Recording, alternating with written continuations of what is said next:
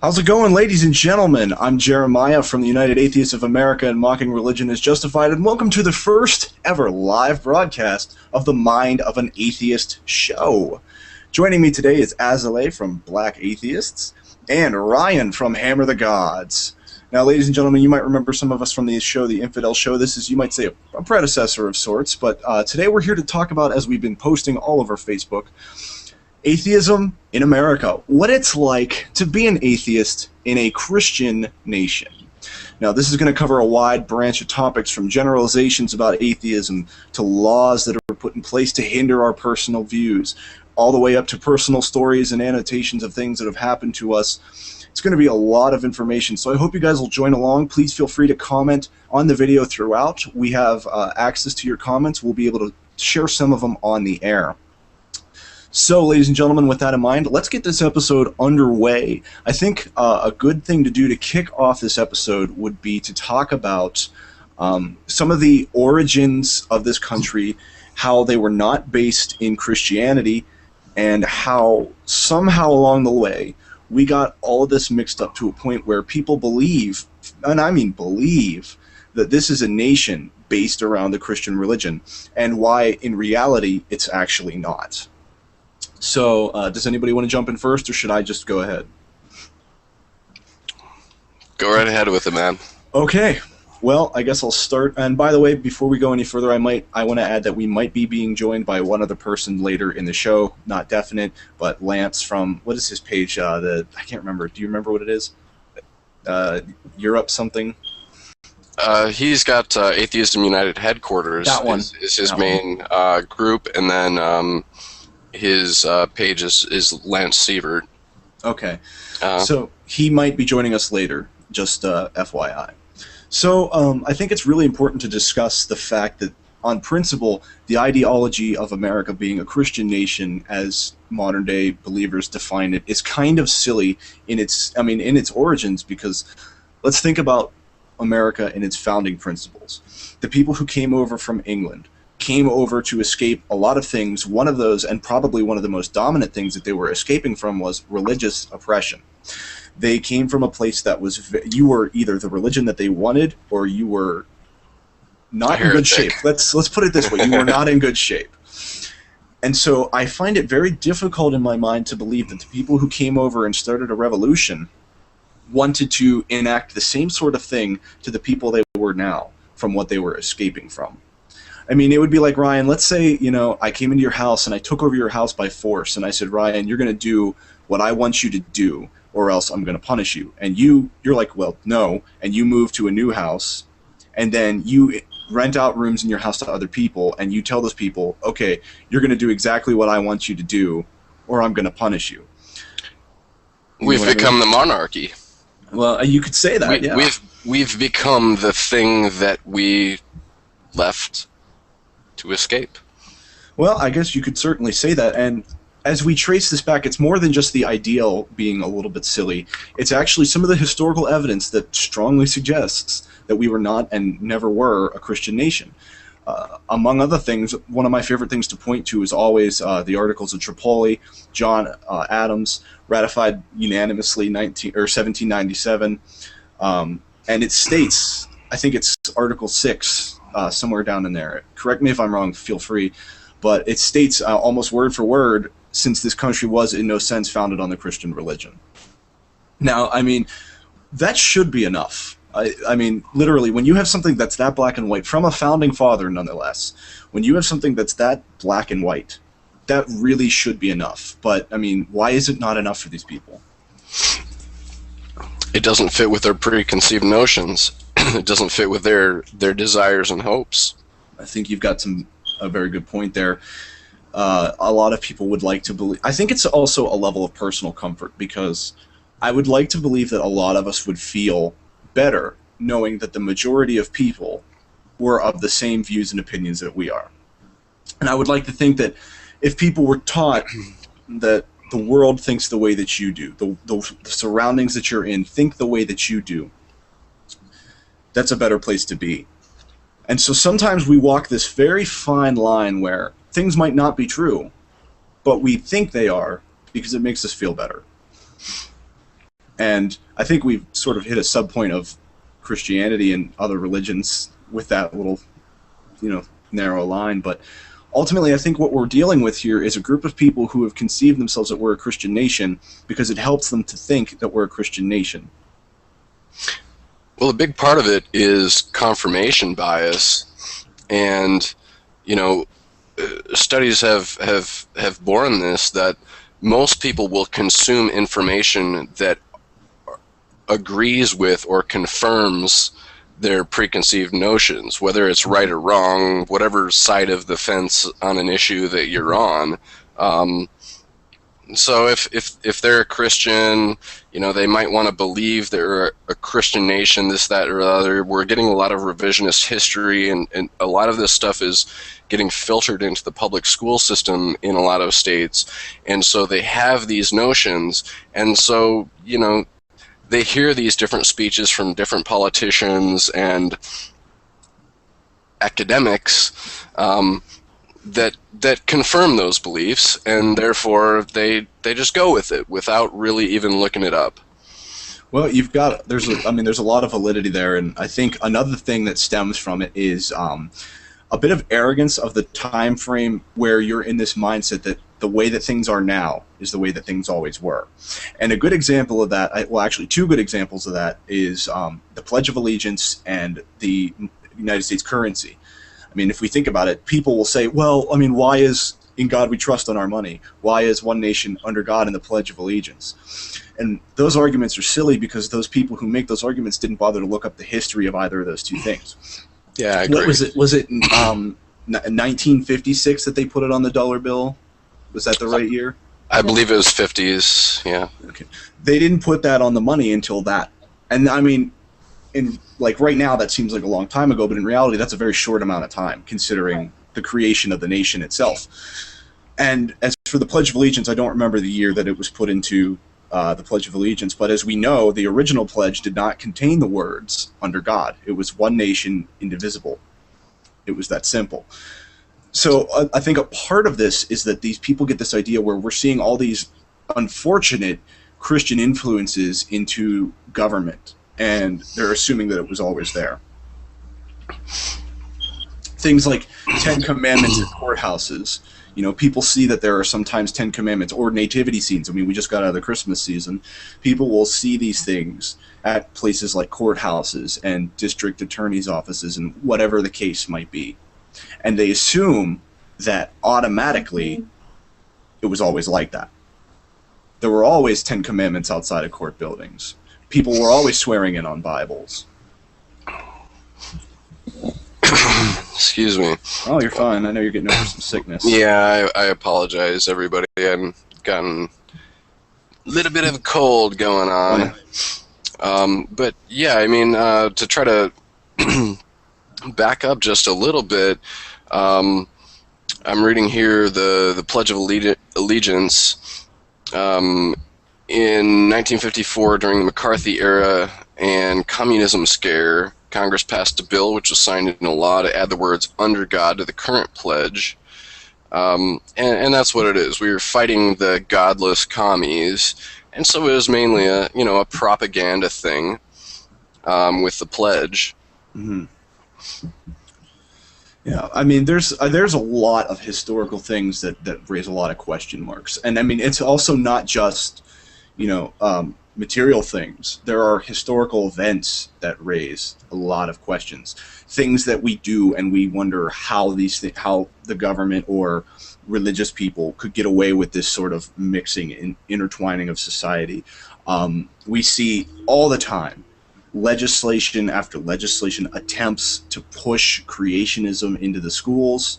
We see attempts to remove evolution from schools, saying it's just a theory. I think we've all dealt with the argument like that before. And Ryan, you talk about this a lot, and we've had a lot of discussions about this. What exactly would it mean for atheists or even just non-Christians to get creationism, specifically Christian creationism, because let's be real, that's what's that. It's saying just creationism is a little general. It's really a lot of legislation for creationism based on the Bible and Christianity, sure, rather than, you know, Islam or some other religion. What does it mean for people like us and people who are non-Christians if that kind of stuff gets into what is considered factual education? Well, the first big thing that strikes me, what does it mean? What does it mean is that they're teaching things that are not fact. I mean, yeah.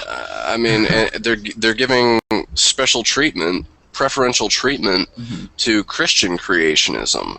They're not saying, let's talk about this generic intelligent design where there's just sort of some ambiguous deity designer that did it.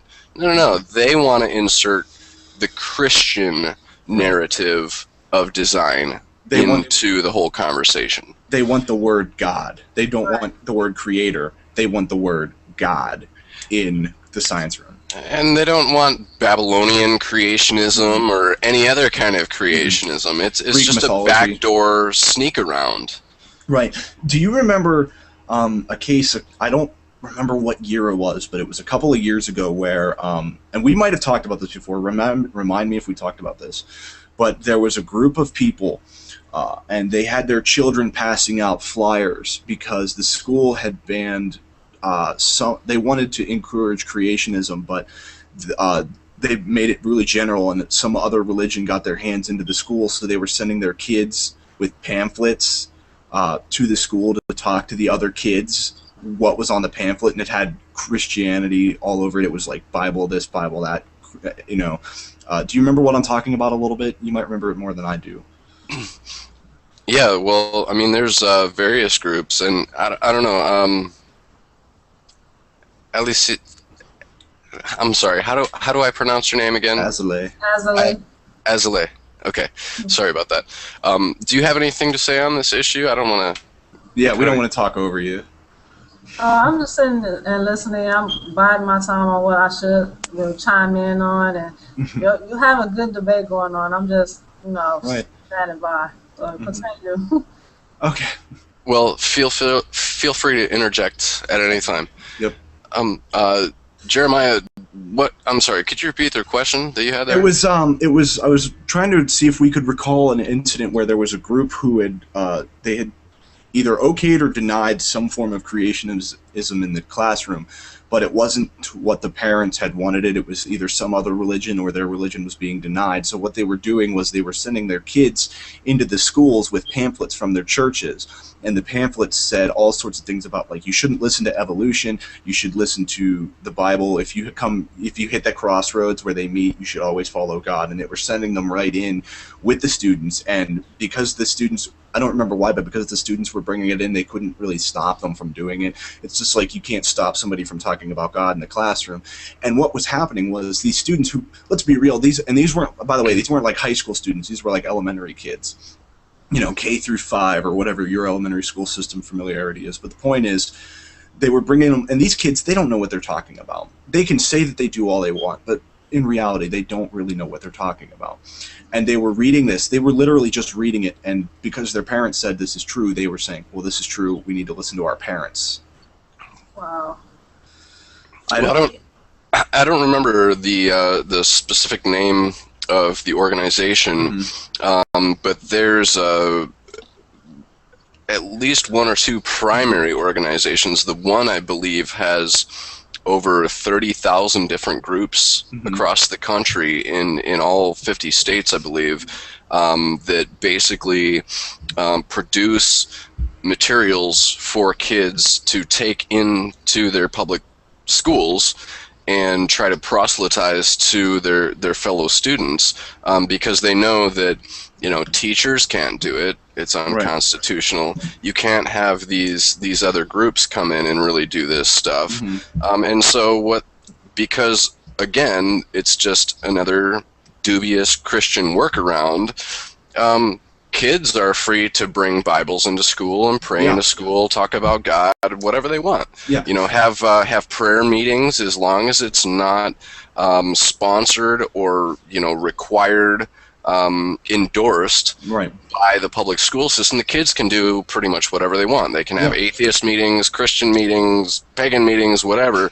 And so what they do is produce all of these materials, give the kids instruction, and then send them into school to pass out this literature and proselytize to their students. And they're using, and I do not want to understate this word, using children to advance ignorance, right, and oftentimes bigotry, both about homosexuals. And I was reading one article today about this, about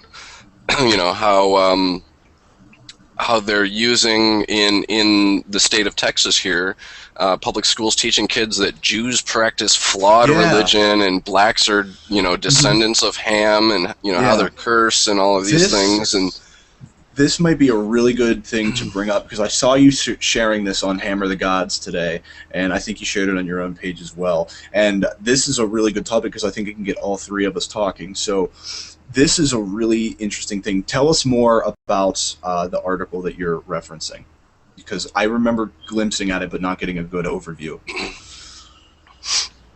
So the article that I was sharing around today is from alternate.org, titled "Texas Public School Teaching Kids That Jews Practice Flawed Religion and That Blacks Are Descended from Ham." Southern Methodist University religious studies professor found instances of students learning a literal interpretation of the Bible and some racist obsessions of the religious right. A new report, this article is dated January 21st, 2013, which is today. A new report out from the Texas Freedom Network Education Fund reveals that in several public schools, classes on the impact of the Bible on history have found classes teaching from a right-wing fundamentalist Christian standpoint. The Southern Methodist University religious studies professor Mark Chansey found instances of students learning a literal interpretation of the Bible, that the earth is approximately 6,000 years old, and that Judaism is a flawed and incomplete religion with materials designed to evangelize rather than provide an objective study of the Bible's influence, end quote. TFN also found a lesson explaining, quote, racial origins traced from Noah, end quote, and even found courses that embrace the Christian nationalist ideology of the religious right, including inauthentic quotes attributed to the Founding Fathers. Being taught in public schools, on the public dime. Right, on taxpayer money, and that's all of us, that's not just some. So, I mean, the thing that particularly strikes me, and it strikes me for a reason, is that intertwined with all of this religious, I want to say indoctrination, so I'm going to say indoctrination. Intertwined with all of this was the hint of racism. I find that when you're taught to dislike one group of people, it is significantly easier to dislike more people thereafter. Right. Once you are taught that one religion is wrong, not necessarily false, but wrong. Once you're taught that one group of people is wrong, it's very easy to assume that all people, or at least a lot of other people, are wrong. And that, to me, ties in a lot of things, because, as we mentioned, that whole, the black descendant from Ham, and how somehow that those people are inferior and insignificant. That, I mean, I'm a white guy, and that infuriates me, because there's no justification to that. I mean, Azalea, talk to us. This is, your field. This is your page. Yeah, I've never heard of being descendants of Ham. That's new to me, and it pisses me off. I imagine. Ham? Well, not pork, but the biblical ham, Yeah, I know, but it's just clarity. It makes no sense. You're right. It really doesn't. And it seems like it's just coming from nowhere, just to put us in the bunch of everyone else other than them, pretty much. If it's not them, if you're not with them, you're against them. So right. That's how I see it.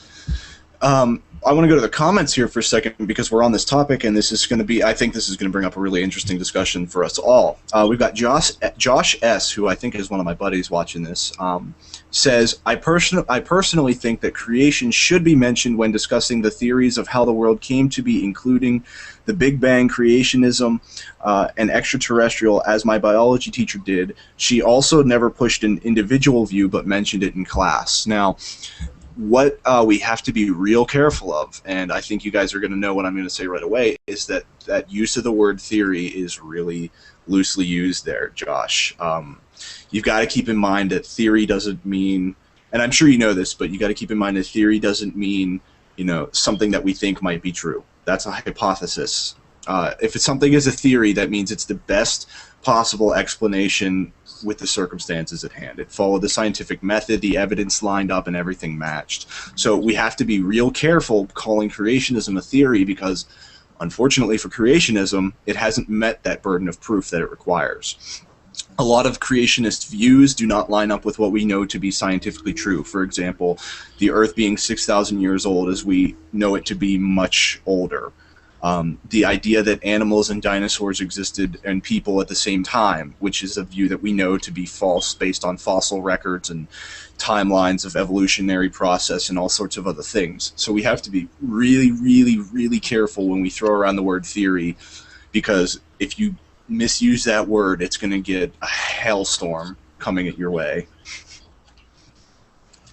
Now, as far as teaching creationism in schools, I don't have a problem teaching it in schools. I have a problem teaching it in science class. If public schools or private schools or colleges or home schools, it doesn't matter. If they want to have a philosophy or a religions class and discuss it in there, by all means, please, because that process would be an educational based on the religion and not necessarily claiming it to be fact. I have to sort of disagree with you there. I mean, the article that we just cited there, the argument that they advanced here in the state of Texas and similar to arguments that were advanced in other states on this issue is that they were trying to bring the Bible into the classroom under the premise of how the Bible fits into the historical context and how it has shaped the country, this, that, and the other. But they're really using that as a guise to come in and just proselytize. Well, so in general, I would agree with you that if you want to talk about the Bible and do it from a very, academic sense, here are the facts, and it's not in any way bias, then, if you want to talk about it in philosophy or comparative religion or something like that, I might be okay with that. But the way that they're actually trying to use this argument and then the way that it's actually, brought forth in the classroom is something very different. And I have a big problem with that because, in the sense we are a Christian nation in that a majority of the population are Christian. And only in that sense. And so how do you eliminate that huge of a bias when most of the teachers and most of the students are Christian and you have this opportunity to present these ideas to students? How are you going to eliminate that bias in a surefire way? I don't see it happening, and it's just way rife for abuse of all kinds. Well, you're right on that, and I'm not suggesting that it should not be heavily monitored, because from my standpoint, I obviously think that if it were to be in the schools in any sense, that it would absolutely have to be heavily monitored. But there is absolutely an opportunity to exploit it there from a whole bunch of different angles, which is very important to consider. But I kind of want to shift gears here because we're closing in on the end of the first hour. Can I just interject for a second and to touch on what Josh was saying about thinking that creation should be mentioned and sort of different theories is the word he used, but different hypotheses about evolution and how we came to be and stuff.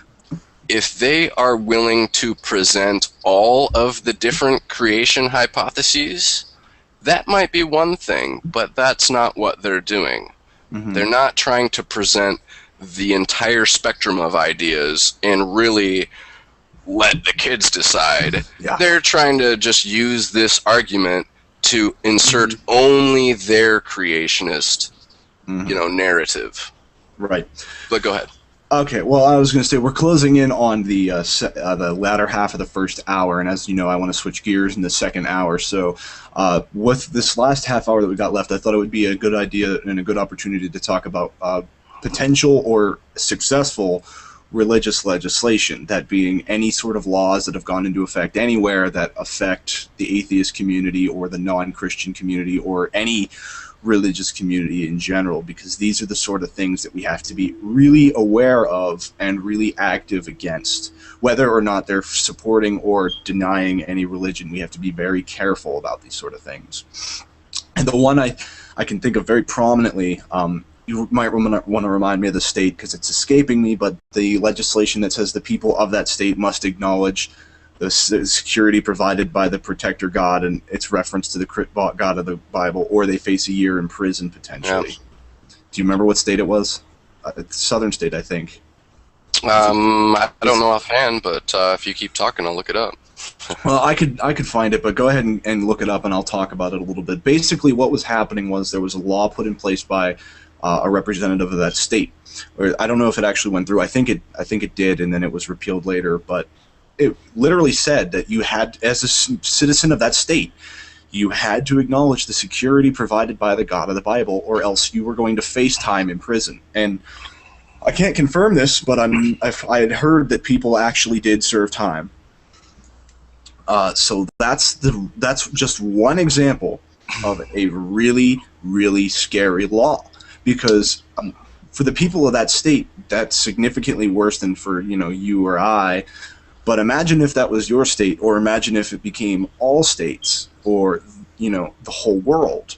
We're going to have a big problem, and a lot of people are going to be persecuted for personal decisions. So, on that note, oh, you got it? Yes, okay. I'm looking at the American Atheists website, and you can view this article at atheists.org/node/1072. The article is dated November 20th, 2012, titled "Acknowledge Almighty God or Go Directly to Jail." It talks about every day in Kentucky, due to a 2008 Homeland Security law, atheists and agnostics are potentially forced to assert that the public safety of their state is dependent on Almighty God, or face criminal charges, including up to 12 months in jail. And so there's more recent activities since November 13th, 2012. American Atheists National Legal Director Edwin Kagan submitted a petition for a writ of certiorari to the U.S. Supreme Court, asking SCOTUS to review the Kentucky Homeland Security law. American Atheists won at the circuit court level a ruling that the law violated the First Amendment, but the decision was reversed by the Kentucky State Court of Appeals. The Kentucky State Supreme Court declined to review the Court of Appeals decision. Filing the petition does not guarantee SCOTUS will hear the case. Only 1 in 1,000 cases are heard. 4 of the 9 justices must vote to hear the case. Jeez. That's a lot of weight right there, and over such a silly issue. I mean, let's be real, and this is really important that we mention this. This does not just affect atheists. This is agnostics, Muslims, pretty much anyone in that state who's a non-Christian. That Absolutely. And let's be real, that's probably, I'd like to believe it's a decent percentage of the population. Obviously it's not the whole thing, but I'd like to say it's at least double digits of their population is non-Christian. That's a lot of people that are going to be put in prison, and these people are going to be put right next to murderers, rapists, breaking and entering, people who've committed all sorts of heinous crimes, and heinous crimes, I just made up a word, and that stigma is exactly what we don't need. We are already, according to a 2009 Gallup poll, the most distrusted minority in America. We don't need to literally be put right next to murderers, rapists, pedophiles, because that makes us look really awful. And it furthers the stereotype that atheism, people who follow atheism, don't have a set of morals because we don't have a God. And it's interesting to point out that the majority, and granted this is probably biased because the nation is majority Christian, but you'll find that the majority of crime statistics are actually people of the Christian faith in the United States. And typically the places that are states that are really actively politically and religiously have some of the highest offenses in some of the most heinous areas like pedophilia and rape. Well, it's not only that. I mean, I think the way that you stated it is maybe a little bit ambiguous. It might be. Because the percentage of Christians is so higher, you'd assume, well, you know, of course there's more Christians in jail or whatever committing crimes. But the main point is that the proportion of criminals in jail who call themselves Christian is higher than those who call themselves Christian out of jail. Yeah. And the proportion of those in atheists in jail are lower than the proportion in society. And also, if you juxtapose that towards some more secular nations out, east, and even the ones are nearby us, you'll find that the rates for those secular nations are, it's still the higher the rate of secularism, the lower the rate of crime. You'll find that with all sorts of countries, and if you don't believe me, do a quick Google search. You'll get a lot of information coming your way. That is fun to, I mean, it's not fun, but it's fascinating to me because it shows that somehow, despite the fact that the crime rates don't demonstrate it, despite the fact that the charitable actions by the community that we possess, despite all of the good things that our community does, we are still the most distrusted minority in America. And we have to be careful to not try to make some causal attribution to say that because a country is more secular, that's why they have, lower rape, violent crime, higher education, higher health, public health rates, things like that. But we can say that if your claim is that a country who is less religious is going to go to hell and just chaos and unhealthy violence and all this stuff all over the place, we have examples to say that's not true. Yeah. And I think one other really interesting topic to sort of sway away from the crime, you get this notion that in order to be a governing body in this country, you have to be a member of the Christian right. If you want to be, you can't. I mean, you can also be left, but the point is, you seemingly have to have a religion to get to the higher levels of government. We don't really. I don't recall any atheist presidents. Maybe secularists or deists or whatever, but I don't recall any outright atheist presidencies, at least recently. And you don't see a whole lot of senators on the Senate floor openly talking about atheism. You don't see a lot of campaigns based around godlessness and things like that, or even mentioning it, hinting it in the slightest, because once again, we're dealing with a population majority of Christians, and how many, it's so sensitive. Like, everyone in America, I feel, is so sensitive to things that, you can't even say like the name of a holiday. You have to say it in general, or you could get fired from your job. Sure. That's how sensitive our nation is. So if a candidate were to do that, could you imagine the backlash that he'd get for just being honest, which is what we claim we want politicians to do all the time. But could you imagine? I'm sure any campaign advisor would advise the candidate that making a statement of disbelief is a political liability. Mm-hmm. It's a little bit of craziness to just know that you're in an environment where, I mean, you and I, Ryan, we both have UAA shirts, and I'd like to believe that we both walk around in public with those shirts on. I do. Yeah. So you can attest very much that just wearing that shirt outside gets you all sort of snarly looks, right? Sometimes, yes. Yeah. Sometimes. So just wearing a shirt, they don't know a thing about you. They've never met you, shook your hand, talked to you, gone to lunch with you, anything. They've never interacted with you in any other way other than making eye contact with your shirt and then probably your eyes after that.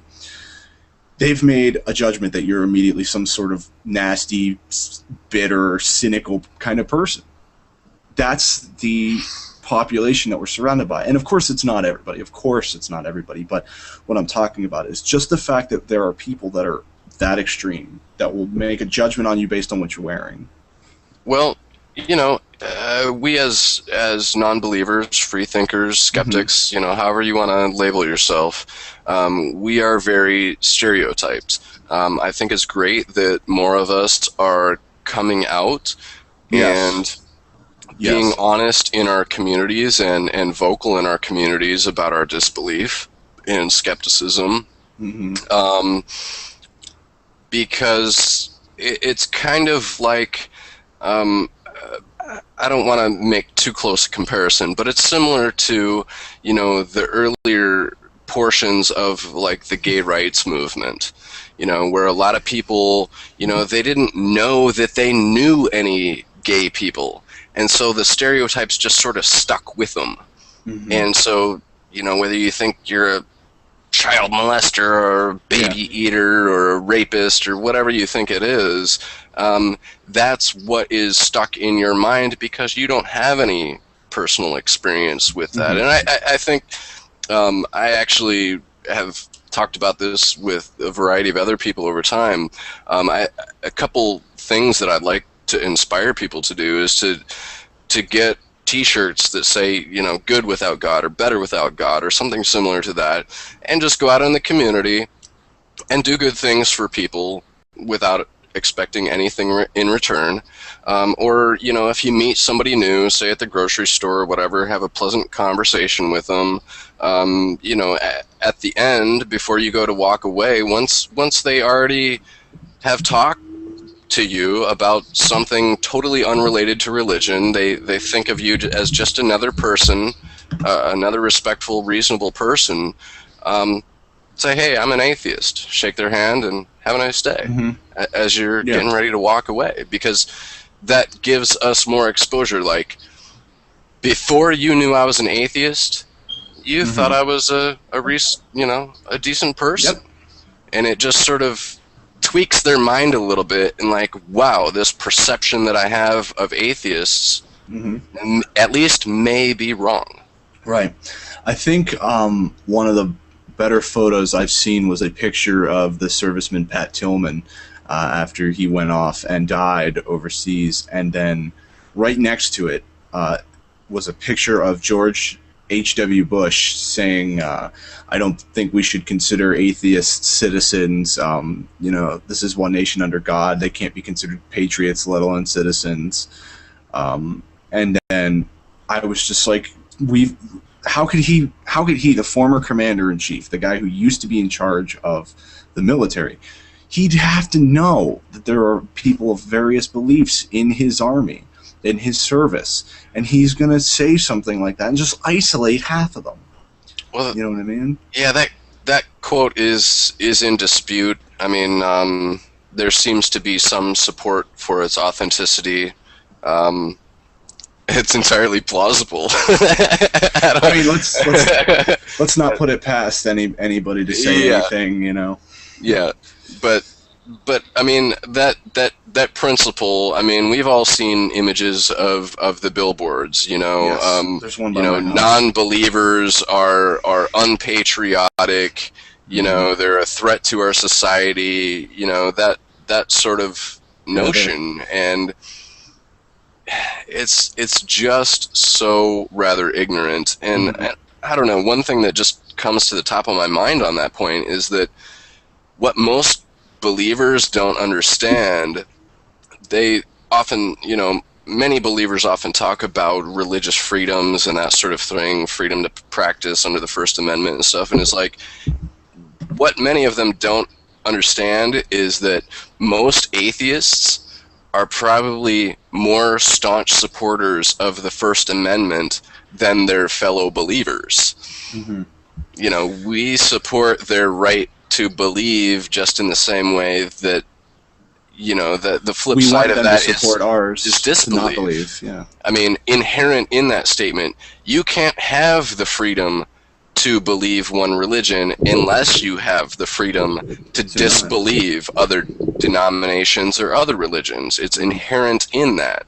Right. And they just don't understand that, you know, we're not bad people. I mean, we fight, most of us atheists fight for their right to believe. We don't fight for their right to, you know, put their beliefs in public school system and try to legislate and all of these things. But we want them in the privacy of their own home or in the church community or in, you know, pretty much anywhere around that type of place. You know, we want you to have the freedom to do as you can.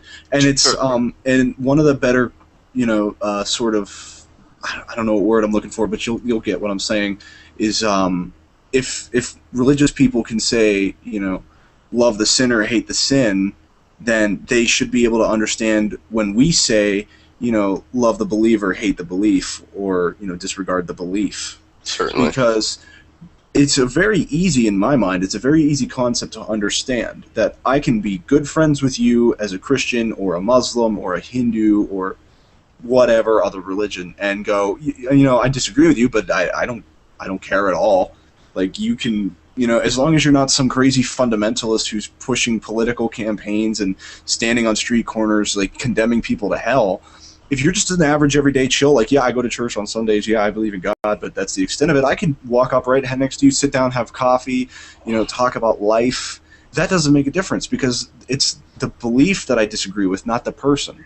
Well, I would go maybe a step further than that and say, like, if you want to go out on the street corner and preach from the Bible as some fundamentalist creep and tell everybody they're going to hell or whatever, you know, fags are evil or God hates fags or whatever, go right ahead. I mean, I'm not saying you can't do it. I'm going to laugh at you and think you're an ignorant, bigoted moron in the process of you doing so. But that's what also the First Amendment supports your religious belief and your freedom of speech to say those things, but it also supports my non-belief and my ability to say, you're a fucking idiot. Sorry. Some of my friends watching this show will attest that I'm on the same page as you, and I've demonstrated that, but we'll get into that later, perhaps maybe even in the second half of the show. What I was speaking more personally when I said, like, I'm not going to hang out with you if you go preach on the corner like that, because that's a personal thing. But you're right. You absolutely, by the Constitution, have the right to do that. I'm just saying personally, I wouldn't involve myself with you if that was your lifestyle choice. But even so, it's little things that the communities do that sort of infringe on one another. And, it's not to say that, some of the people in our community aren't guilty of the same sort of things as well, because we can't, put the veil on one eye, because there are people in our community that do the same thing. So, I can't think of any examples off the top of my head, but I know it happens. But even on the public domain, on places where things should really just be simple, things can't be simple. And one example, to sort of go back to what we were talking about earlier, was, I'm sure you guys all remember the Jessica Alquist scenario. Mm-hmm. The young girl who had the prayer banner taken down from her school. For those of you who don't know, she there was a prayer banner in her school. She found it unconstitutional. She had it taken down, won her case. It was taken down, and for months, and I mean literally months, was receiving death threats, hate mail. There were photos of screenshots of things that were sent to her Twitter and her Facebook. Threats of gang rape. Yeah, on all sorts of, if I will, very unchristian things to say and do to a person because she did not agree. Now, this should have been an issue that, for all intents and purposes, if people followed a sane, logical process, should have been, well, I don't really like that, but there's nothing I can do about it. But instead, they turned it into this media explosion. They turned it into this hate mail fiesta. They turned it into this life-endangering and, I would like to say, traumatizing experience for her. Because when that girl made that original appeal, do you think she wanted to be all over the news and all over the media and receiving messages about how I'm going to kill you and cut your head off and piss down your neck or whatever the case? Clearly, that was not her intention. Clearly, she saw something that was against the rights of the people in the country and said, I'm going to do something about this. Something that people will say is constitutional, but because of what it was, it became an issue. You know, I've heard some interviews with Jessica Alquist about this issue, and for her it was not, you know, some kind of special treatment or something. I believe that it was initially that they held some kind of extracurricular activity, and there was a Jew in the auditorium who initially took issue with the prayer banner that was pretty explicitly Christian. Right. And I don't remember the exact phrase of the banner. Neither do I. And she had sort of hoped that okay, good, finally this thing that has bothered me will be taken care of, and I don't really have to do anything about it. You know, and ultimately it didn't really pan out that way, and Cranston versus Alquist was the case that came about, but really all they were looking for is just, I mean, she recognized as an intelligent young person that this was an unconstitutional banner that was going on. She wasn't looking for any special treatment of any kind, just equality in the eyes of the law and respect for the Constitution. It was that simple. Right. And I mean, look what it bred. It wasn't just a matter of the fact that the hate mail was sent, because that should be a problem on its own, but it was more than that too. It was the audience that was sending it, and it was the type of messages that really struck me. Like, I'm going to kill you. We're going to beat you senseless.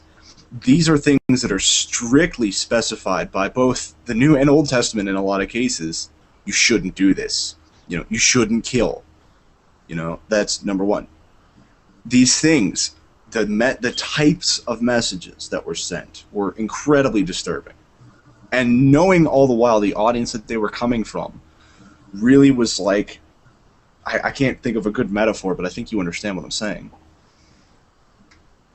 So it was really, really frustrating to me. I remember, I don't know why, but I took like an incredible personal interest in that particular case at the time that it was happening. I was liking all sorts of Facebook pages, doing all sorts of research. You know, I tried to get in contact with her at one point because I wanted to hear more about it, and it was just a crazy scenario. And I don't remember why I took such a personal interest, other than the fact that, you know, it was part of my community. But that kind of crap exists in this country. That kind of crap is the crap that atheists and even non-Christians, I mean, especially another good group to talk about would be like Islam after 9/11. You know, those you can't walk down the street looking Islamic in America, or you'll get called a terrorist, or somebody will look at you and think you're a terrorist. You know what I mean? This stuff exists in America. This isn't some foreign place. This is right here. This is domestic. This is things that we have to deal with. Maybe not all the time, maybe not every day, maybe not to the same degree of personality that some others face.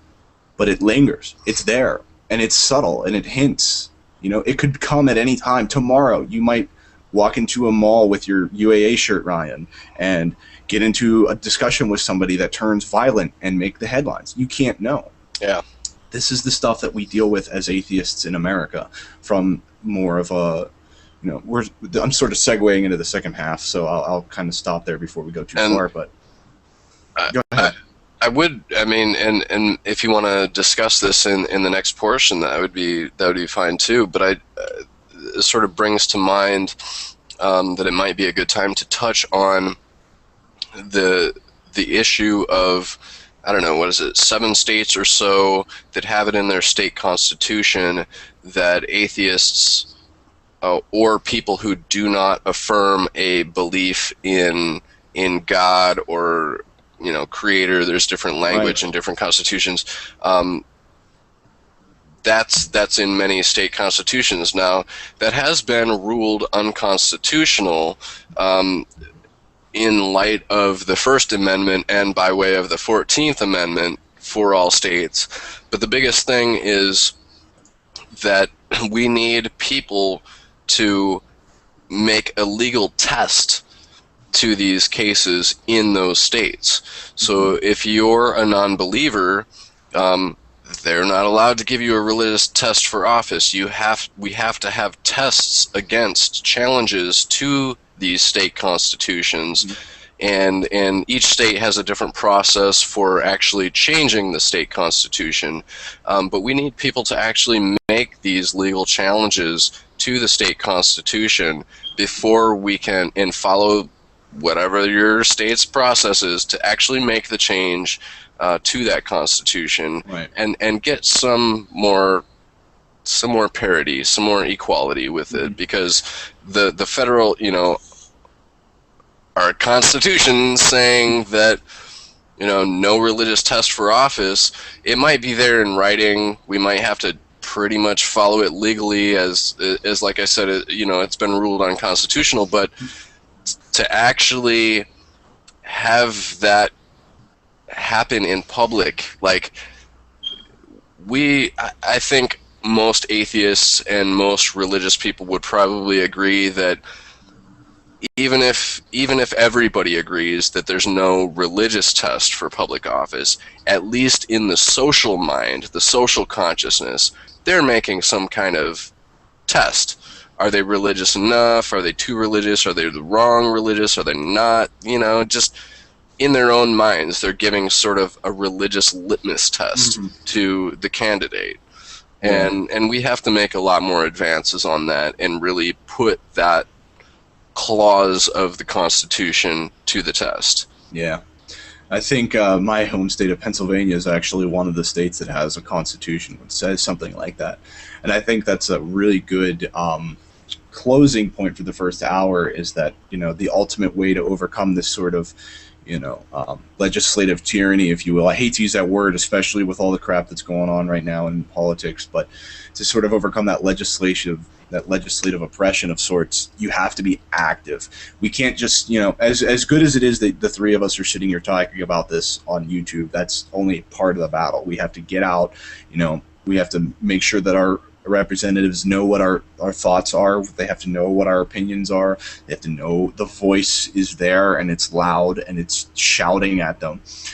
And we have to make sure that above all else, we elect candidates that are honest and that are going to do what is actually demanded by the people. Now, granted, that's like, wishing on a star, I think, at this point in the nation's government, but the principle is we have to be active. And you said it really well, Ryan, when you said we have to get it out there and make sure that everybody knows about everything that's in place and what to do about it. So with that in mind, I think we're going to take a quick 5-minute break before we segue into the second half of the show. So for those of you who are watching, stick around. We will be back. We do apologize for the technical difficulties that hindered us from starting on time. This is still prototype technology at its finest. But when we come back, we will be discussing more personal values, personal stories that myself, Ryan, and Azalea have, as well as some that Ryan has collected from Hammer the Gods, and some that my friends have personally told me myself, and I will disclose names, obviously, for those of you who told me things. But when we come back, we're going to get into more personal detail, and this is a section that I'm really, really, really going to encourage audience participation, because we're going to be reading a lot of comments, because I want you guys to put comments in there. Tell us your stories. We'll share them and discuss them a little bit. We're going to be hitting a lot of things. So we'll be back in 5 minutes. It'll be 12:36 or 5 minutes from whatever time it is, wherever you are, and we'll see you then. I'll be back as soon as I can. Yep, and if you guys could mute microphones.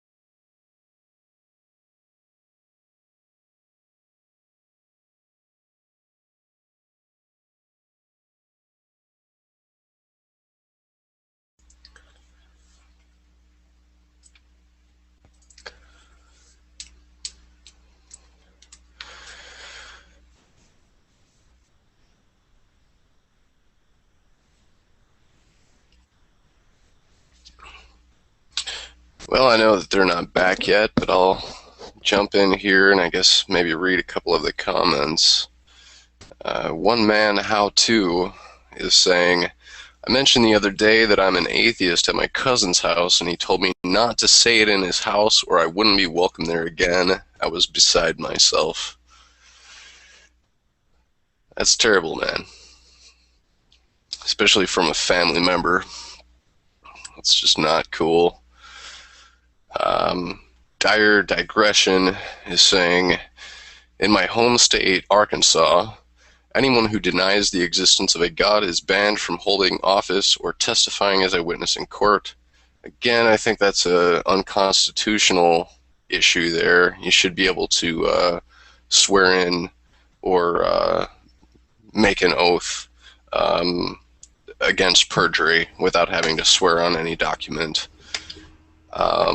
Thomas Prokakis, I apologize if I'm saying your name wrong, is saying, can anyone find a resource that allows the searching of Kentucky state laws? Google. I would Google it, and I may, but if there's anybody else in the chat room that can come up with that, if you don't find it first, Thomas. I can, towards the end of the semester that I just finished, I wrote a research paper, and one of the things I included was a little bit from that state law, so if anybody wants that paper, I can send a link out with access to that paper. I mean, it's nothing like, it's not like I'm going to win an award for it, but I mean, it does contain a little bit of information. Got to give a quick shout out to The Night in Jail, which is my buddy Dave, co-admin from Hammer the Gods. Glad to see you in there, buddy. On that note, I'm going to do the same. I got to give a shout out to Josh S., who is my buddy from school, and as well as my friend Beyond Is Me, who I'm not sure has commented yet or not, but that's another one of my buddies from school. So thanks for tuning in, SRU buddies. Azalea, you got any shout-outs to make? Sadly, no. We'll give a shout-out to your page, then. Yeah, give a shout-out to Black Atheists. We're a little small page for now, but it's growing rapidly every day. That's good. Can you... sorry, Jeremiah, you got something to say? No, I was just gonna say, everybody who's interested, go check out her page and give it a like. Yeah, help it grow. I was hoping, Azalea, if you could tell us a little bit about Black Atheists and sort of what kind of topics you guys address there, and just tell us your spiel. First and foremost, the page was for the blog I made, I think 3 years ago, and it was, it wasn't that many people joining the page until recently. I had got a lot of attention to the page due to a lot of closeted atheists that didn't know that, there was a lot of us around. I mean, it's not a lot, but it's enough to know that it's more of us in the community. And they spread the page around, and we discussed our families and how they are against our atheism, and how we're desegregated amongst our own family about what we believe in and what we don't believe in. And they come to our page to feel like, we're not alone. Sure. It helps them a lot. Well, it's really good that we have a lot of community pages like that, especially ones that are very specific in their intentions, sort of like yours are, because having a general atheist page like, UAA or some of our affiliates and whatnot, that's good, but when you can get a sub-community that's specifically with one purpose in mind, that's really, really important in my opinion, because it allows people to maybe make that first step in the door so that they can work their way up to pages like UAA or Hammer the Gods or something else, Yeah. Stuff like that. No, we're sort of discussing generally what it's like to be an atheist in the U.S., and I could be totally wrong about this, Azalea, and correct me if I am, but it seems to me that it's easier, at least to some degree, for many white guy like me, I guess, atheists, right, to sort of come out and just speak about their non-belief, and that it's a lot more difficult with other minorities, especially blacks, especially here in the South. Can you speak to that at all? Yes, you're absolutely right. In the South, I had an aunt. She was an atheist. She was killed. She came out to her mother. Her mother told her church. Her church went and told other family members, and I guess they couldn't accept that she was atheist. They killed her. They killed her for being an atheist? Did you say killed? They killed her. I almost spat out everything I was eating on my screen. That's ridiculous. They killed her. And it's happened a lot up here, too. I lost a lot of friends because their parents couldn't handle it. Their relatives, their siblings, their cousins, their friends. Were they prosecuted? No, they were not. Were they anything? They went to jail, and I think they did 5 years. That's nothing. That's not even a punishment. That's a slap on the wrist. It's not. That's and it's crazy. Geez. It's really upsetting because it shouldn't be that way. You're right. Be able to be what you want to be without worrying about going outside and getting bludgeoned to death because you're an atheist. What does it matter to you? I mean, you live your life, I live mine. And it's happening more and more as people come out about it, and it's getting people to where it's not even worth coming out because I don't want to. They probably like, I don't want to die. I don't want to go outside one day. I'm like, oh, she's an atheist, go get her. I mean, because I've seen it before in my old neighborhood before I moved where I am now, and it's horrible. And I thought my family was bad, but there's no comparison to what I've seen in the black community about religion. I mean, up and down our neighborhood where I was before, there's nothing but churches everywhere. On one block, there's 5 churches, and they're right next to each other. It's kind of sad, but it's also funny because what do you need with that many churches spitting out the same word? What's the point? And I do know what that's like. And you walking up down the street and you walk past one of the churches, they will stop everything they're doing and throw rocks at you. Yeah. Wow. And Esali, maybe you could share with us, if you feel comfortable, at least sort of, if not what state, what sort of region of the country you're in? I'm in Cleveland, Ohio. Oh, really? Wow. I'm surprised to hear that it's that kind of ridiculous that far north. It's getting worse. In Akron and Toledo, that's where it's really bad at. Yeah, I've been to Akron before. Yeah, it's really bad in Akron and Toledo. And I guess as people move further up north, they figure like, well, it's not that bad, but it is. It's just it doesn't make the news because it's in the black community. A lot of stuff like that, it doesn't make it because it happens all the time. The crime rate's high. Well, what does it matter? So it happens a lot. And I lost a lot of friends because their parents couldn't handle that I was an atheist and they were Christian. So. Yeah, I know. I mean, not to the degree, but maybe I do know what it's like to lose friends over a religious difference. And if you guys don't mind, I'd like to share a little story that I've told before on the Infidel Show, and some of my friends watching already know exactly what story I'm going to tell because I talk about it more than I'd really like to because I get asked about it a lot. But basically, towards the end of last semester, I had a thing with a girl that was started on weird terms and wasn't exactly a good idea to proceed, but I did proceed because, you know what they say about the honeymoon phase in relationships. Nothing can go wrong and everything's lovey and whatnot. Here's what had happened though. You guys obviously are aware that I'm an atheist. I'm a pretty outspoken, forward atheist. That should be obvious. And I'm also very politically active. All my friends who know me know that. And she was very religious, and I didn't find out later how badly, but it was fundamentalist bad. And she was very right-wing, very conservative, and I didn't find most of this out till later. I knew she was religious, but like I was talking about earlier, that doesn't bother me on the core if you're just base level. So we proceeded, and things were going really well until her parents found out because they went onto my Facebook, which was private at the time. I don't know how they did this, but they found out that I was atheist somehow by going through some back door or whatever the case. And maybe you were tagged. Something. But they found out, and they called her and said all sorts of things like, you need to stop hanging out with this guy immediately. I'm not kidding. They said he's going to rape you.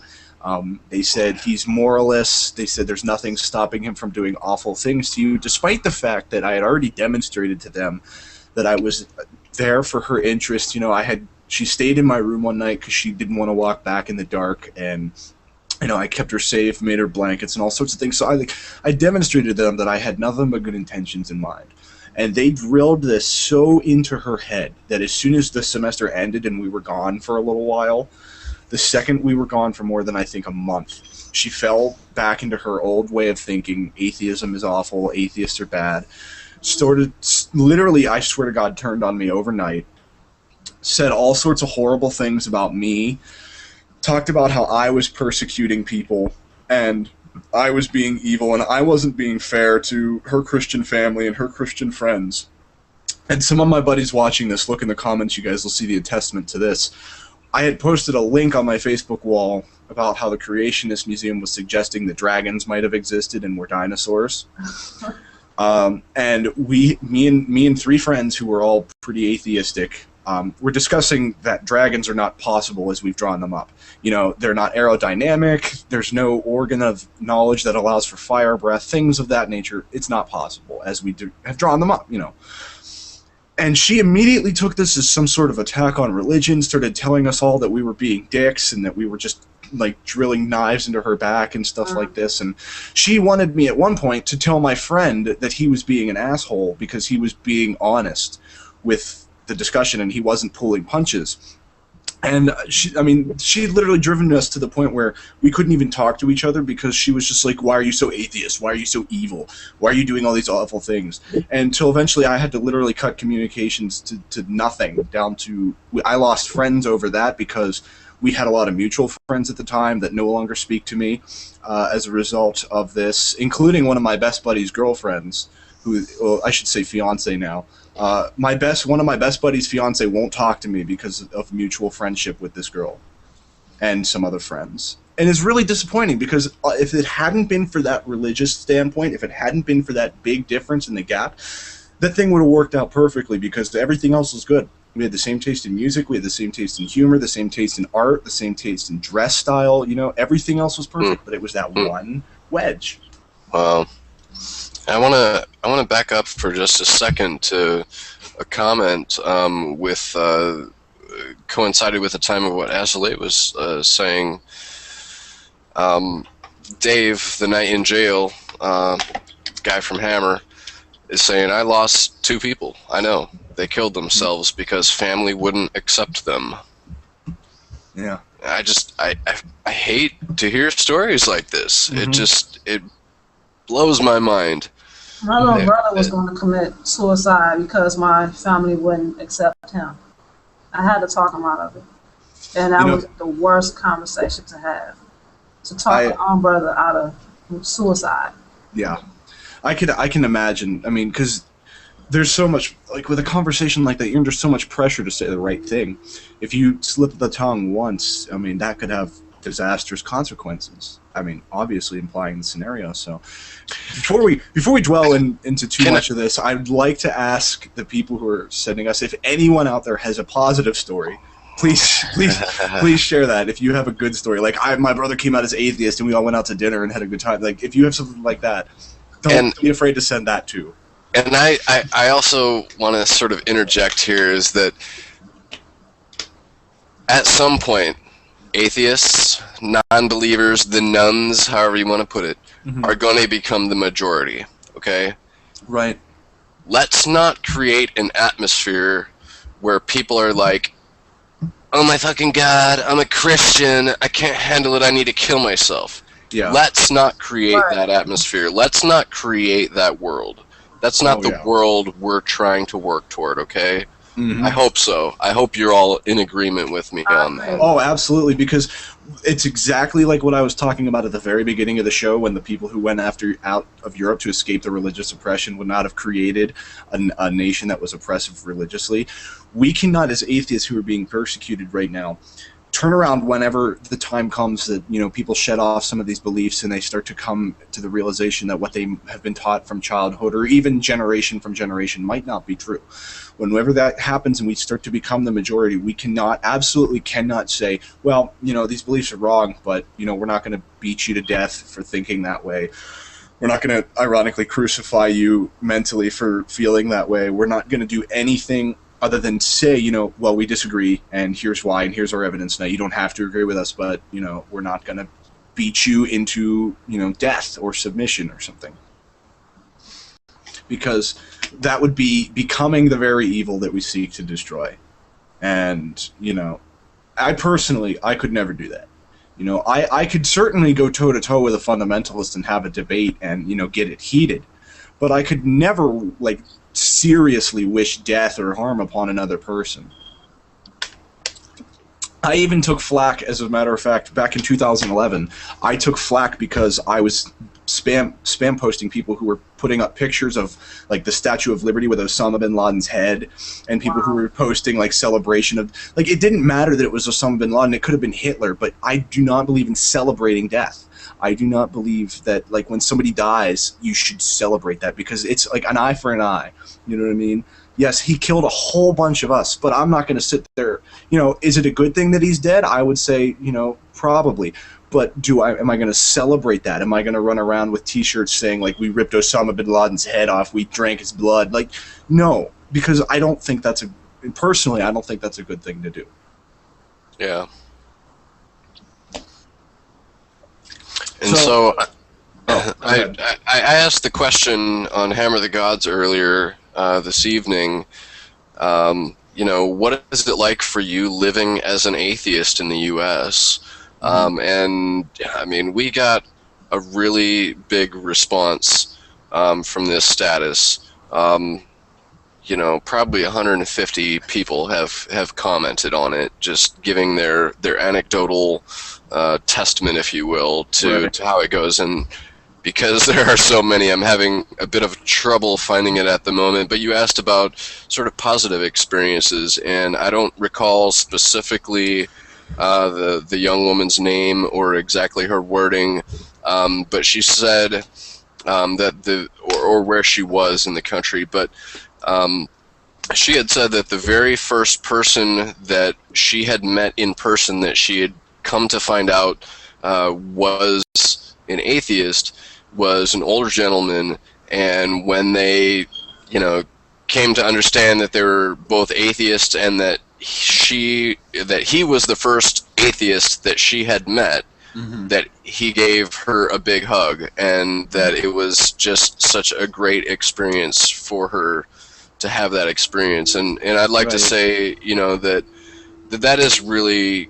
common. I think that there is a lot of at least on the surface of things, that there is a good deal of camaraderie among fellow non-believers, that, you know, we only have this one thing in common that we can be certain of, but we are such a minority and so despised in many cases, and all of these things, that to meet a like-minded person in person is a very good thing. And in most cases, most atheists will be very reasonable and kind and reach out to you and try to give you support. Yeah. So I'm in a fortunate scenario right now that I'm in college, and so, you know, I'm surrounded by all sorts of different people as a result. And as a result, you know, I've built up a network of people that I know are fellow atheists or just laxed and don't care if you are. And that's a good thing. But I know back in high school, I didn't really talk about it very much except behind real closed doors with a very few select people, because I didn't necessarily go to, like, a religious town or anything, but it was very present. Like, you would hear people mention, oh, you know, going to church on Sunday. Oh, you know, met somebody who didn't believe in God and it was frustrating. Like, it was talked about. You know what I mean? To go to the comments, as we had been asking for happier stories. Give me 1 second to find it, because we've gotten some since I had isolated it. It was from if you guys find a comment from One Man How To was the one I was looking at, and it was something he had said something. I think if I'm remembering the right one, it was he said him and a couple cousins. Yes, I'm seeing it here. One Man How To says, about 10 cousins on the other side of my family came out as atheist after I did, and we're all very close now. Yeah, that's a good thing, because sometimes I feel like family, if you go to family first and your family's okay, it's a lot easier to branch out after that. People who have difficult families that will reject your beliefs, families that are very striking. Like one of my favorite examples is the famous, atheist television host Matt Dillahunty, who has family members who will not talk to him because they believe that he's doing the devil's work and he's going to hell and whatnot. He talks about it on the Atheist Experience sometimes, and it's a very rare case where you get somebody who has a disproving family that goes that far and that is that productive with what he believes. But I find that it's a lot easier, especially with a mother who's very agnostic, who supports everything that I say and understands where I'm coming from. That's a lot easier to be proud of who I am and go forth with that. You know what I'm saying? Yeah, we've got, in a response to the question on Hammer the Gods, Jacob from Nebraska is saying, so far so good, except none of my family knows yet. I don't know. I don't know how to judge that. I mean, we've gotten responses from all regions of the country, and including folks from all around the world who decided to key in on it, and really a surprising number of responses from Texas, and depending on the place in Texas, there seems to be different responses. Some people don't really seem to have many problems. Some people seem to have a lot of problems. It really depends on how outspoken you are as an atheist, I think, in many cases.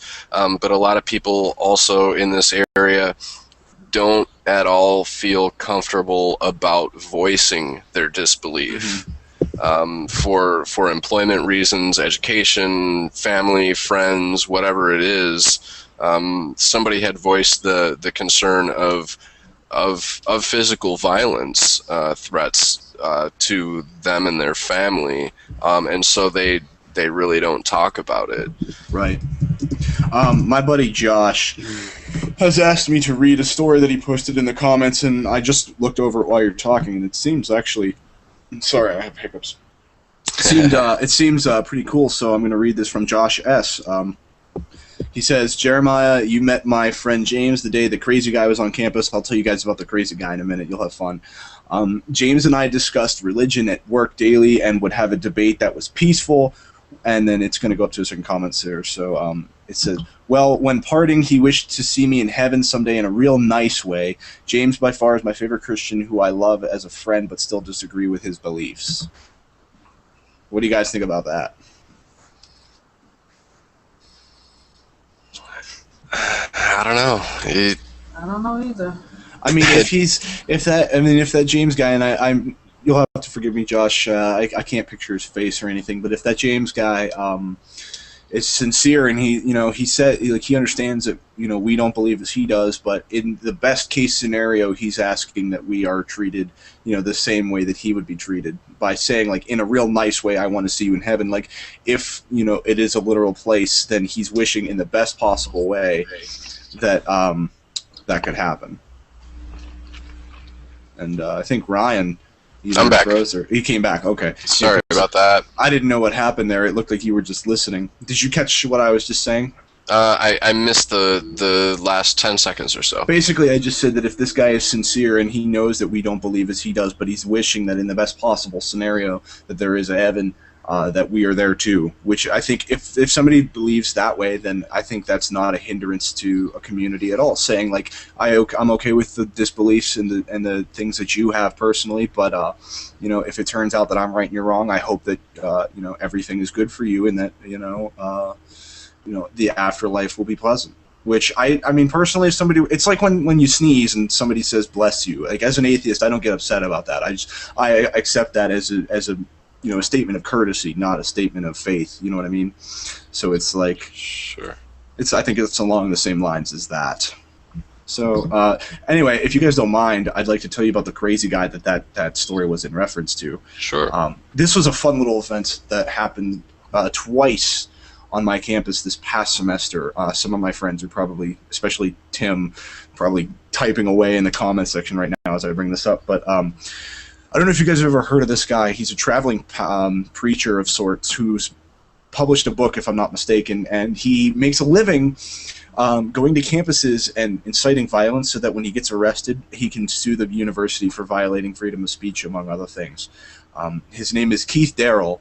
And he's a very. Have you heard of this guy, Ryan? Because you're laughing. I just know what you were telling me about it sounded kind of funny there. So okay, yeah. I haven't heard of him though. Okay, well, this guy has come to our campus a couple of times, and what he would do is he would stand outside of our library and yell at people as they go past until eventually it got to be this big crowd of people. I'm talking, maybe like 70, 80, even hundreds of people, just standing in a circle listening to this guy yell. And I mean, it's inherent that when you do something like this, people of different views are going to yell back. What we had literally, by the time that this thing was at its high point, half the crowd, like the crowd closest to the library, was all of the believers that were really on board with this guy. And as you started to go towards, ironically, as you started to go towards the right of the circle, you got to the more liberal, passive sort of, well, I don't know about that, all the way until you got to like the huge brand of atheists that were over in the back. And what had happened as a result of this was me and a couple of other people going toe-to-toe with this guy, not because we just wanted an opportunity to be like, hey, I'm an atheist, and blah, blah, blah, blah. It was because he was literally standing and pointing at some of my friends and saying, you're a bad person, you're a bad person, you're sick, you're evil, you're a pervert, and you don't go after my friends and expect me to not say something. So we got into it with this guy, and I mean, he was just yelling all sorts of stuff. He wasn't answering questions, but he was just screaming people like, you're going to hell because you're not born again. You're going to hell because you don't believe. You hate God. You are secretly angry with God. He was the fundamentalist wet dream, if you will, because he said everything that, like we think of a fundamentalist, like how they would argue. He was literally like rattling them off, like he had it on a checklist in his pocket. And that guy came to our campus twice. If I can go back just a little bit on the last thing that you were saying, Jeremiah, there's two comments in the chat, and one of them also came to mind as you were saying it. Dave. Oh wow! Just updated. It just jumped out. Oh, I hate when it does that. It makes us look like we're so unprepared. Dave, my co-admin at Hammer the Gods, is saying, I know he's being nice, but not only don't I think heaven exists, but I don't want it if it means kissing God's ass. And a guy named, forgive me if I'm pronouncing it wrong, Dalamar. That looks right. Sounds like Pascal's wager to me. Ha. And exactly. I mean, if I'm wrong, it's like, well, I mean, right.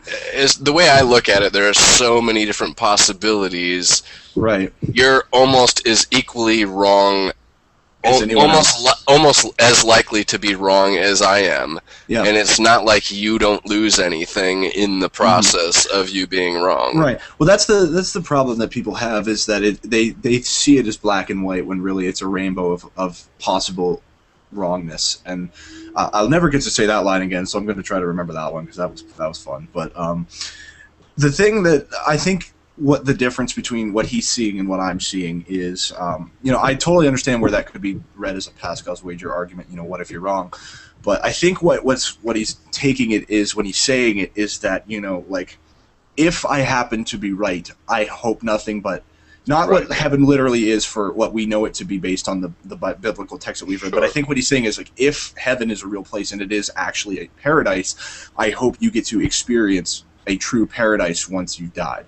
And in that regards, yeah. I think that's a good thing to wish on another person. But if he's secretly saying, like, well, maybe if I plant the seeds, I'll build up the tree of indoctrination. But I don't think in Josh's friend's case that's the scenario. Like, at the same time, like, he basically would be kind of saying that in that scenario, he's wrong too. Because in that scenario that there is a heaven, you're not going to be there. You're right. Based on his beliefs, right. So I mean, like I said, this is coming from, the source of the outside of what our own is. So, sure. I mean, that person's thinking of heaven differently than we think of heaven, just because, the differences that do exist between the two. So if we're taking it as like a sort of like bless you when you sneeze kind of thing, I think it's a good notion. But if we're taking it as a seed of like literacy where he literally believes this and blah, blah, blah, then there it might escalate to a problem. But I think it's one of those issues that, like, if somebody were to say that to me, like, if there's a heaven, I hope you make it, I'd be like, thanks, and walk away. Even if in my head if I was like, that's no, I would still just be like, thanks. If there is a Valhalla, I hope you avoid it. Right. If you happen to be, what does that mean? Yeah. If you happen to just teach humanity fire and are torn apart by birds day after day, I hope that it's painful. Plucking your eye out every single day as it regenerates overnight. Like, right. Yeah. I hope you don't suffer that fate. Like, such a commendable sentiment. I love you, man. Yeah. I mean, like I said, I think we might be poking fun at a truly generous person. So I mean, yeah. I mean, I don't want to go too far on that. I mean, logically, I find a lot of problems with it. In the emotional aspect of it, I think he's probably, from what it sounds like you're saying, he's probably being, a genuinely caring person in that sentiment. But, logically, I find some problems with it. Well, yeah, that's the difference. I'm glad some people in the comment section enjoyed my Rainbow of Possible Wrongness comment. I kind of enjoyed that myself. I want to read, let's see this one. I didn't pre-read this comment, so I apologize if this isn't any good. But Dire Discretion says, my high school is a very Christian town, and even now in college, almost all my friends are religious. Overall, though, they have been accepting, but I'm not hugely vocal about it. Now, I'm actually glad that I did pull up that one, because that last part, the tag at the end, makes me want to talk about something. Do you think in America, and I'll pose this as a question for you too, because I've been talking my ass off, and I'd like to get, especially as a little bit involved here. Do you think there's a difference in the public treatment when somebody is I don't like to use these terms for context reasons, but when someone's a dormant atheist versus someone who's a militant atheist, do you think that there's a difference in the perspective of the people who are dealing with the two different types of people? What I'm saying basically is, like, is someone who's more vocal about atheism likely to be treated worse than someone who's passive about it? Would you like to speak first, Cecily? Or? I think I'll let you go first. Okay. I think certainly a person who is more vocal about their disbelief is more likely to run into disagreements and potential problems. And so in that, they're probably more likely to, encounter some kind of interpersonal issues than a person who is a disbeliever but just keeps it to themselves. Yeah. I don't know if that's really ferreting out the question in the way that you had phrased it. I mean, I kind of phrased it weirdly in your defense, so. Well, I don't know. I mean, if you have any other input, Well, I mean, unless did you want to say something, Azalea, or? I think it's more of a backlash. It's more backlash behind someone who's more vocal about their atheism. It's pretty much what Ryan said, but yeah, pretty much, yeah. Well, let me tell you from personal experience. At my university, I'm part of a very select group of people. Like, my friends are, we do a lot of the same things. We participate in a lot of the same campus activities. We recognize each other from majors and whatnot. So we're all pretty interconnected with one another. And if they don't, they'll learn very soon. All my friends know or are going to learn very soon that I'm very atheist and I'm very outspoken about it. Like, I don't run around like running down the street going, "There's no God, there's no God." But like if somebody brings it up, but, why not? I don't know, because I don't have a trench coat. But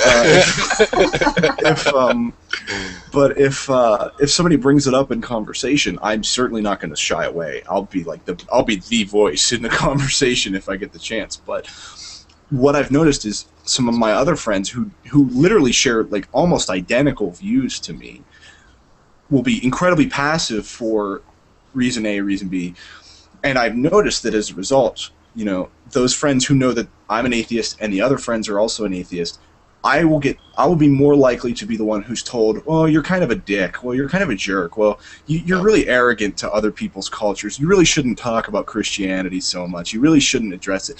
And it's not because I have a view, and it's not because my other friend don't actually have that view. It's because I'm vocal about it.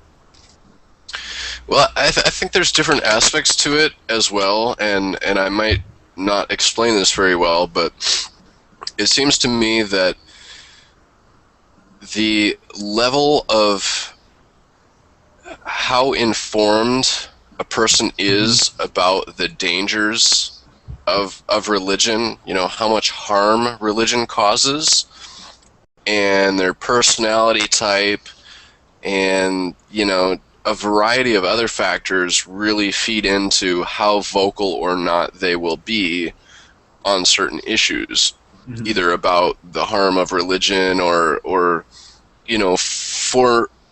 I think it's pretty safe to say that, at least in my own personal experience, that the majority of more vocal atheists, people that tend to get labeled militant atheists, like I consider myself to be, are the kind of people who tend to be more informed about the harms of religion, and they tend to be more humanist as well. Yeah. That they feel not they feel that, like I do myself, that you are morally obliged to speak out against these harms in the world. Yeah. And so, when you're that kind of person who is vocal, you're out there, you're saying what you personally believe, I think, is not only wrong but harmful to individuals and the world. You are the tall blade of grass that is more likely to get cut. Yeah. That's a really awesome metaphor that you just made right there. As a writer, that's going to tingle around in my brain for a little while. I enjoy that. There was a comment here I want to go to from Reese's Pieces. It says, "I'm very vocal about my atheism on Facebook. However, I just promote love, equality, and acceptance of atheists. I don't shove atheism down everyone's throats and shun them for thinking otherwise." And the reason that this comment struck me was because, Ryan, we're friends on Facebook, and so you see not only the things that my pages and the pages that we're both affiliated with post, but you also see the things that I personally post. And I'm sure you've probably at least stumbled upon one time or another when I've posted something atheist related and somebody on my friends list has come out and said, "I don't understand why you go after Christians. I don't understand why you target people of faith. Like, why you got to generalize religion and why do you got to do all this?" And then more often than not, I get the comment like, "Why are you shoving this down people's throats?" And I explained to them very vividly, there's a difference between sharing something on my wall and sharing something on your wall. Like, for example, if I post something on my wall, it's because it's my view. If I share a picture of a kitten, then it should be assumed that I like cats. It's not like I posted on your wall a picture of a kitten and said, "You better fucking like kittens." I didn't do that. And on the same lines, if I share, for example, one of my favorite ones was when I created a picture for the UAA where it was a witch burning, and I was talking about why do we no longer burn witches. It's just because we're smart enough to realize that the deity that might or might not exist says that witches should be burned, and we're smart enough to realize that that's not a moral thing to do? Or is it because we're smart enough to realize, X, Y, And my friend came on and said, my relative actually came on and said, you shouldn't attack Christians, you shouldn't attack Christianity, you shouldn't shove it down our throats. And I said to him, I was like, I did not post this on your wall. I did not tag you in this post. I did not say X family member, this is my belief and it must be yours. I'm putting it here so you can see it and learn how to truly believe. That, I think, is a really good point that Reese's Pieces brought up about shoving it down people's throats. Is not whether or not you're actually shoving it down people's throats, because there is a point where you are. But I don't think anybody that I've ever met has done that. I don't think I know of a person, from our community on Facebook that does that. I think whenever you hear the phrase shoving it down people's throats, it's from the person who thinks that they're having it shoved down their throat. Yeah.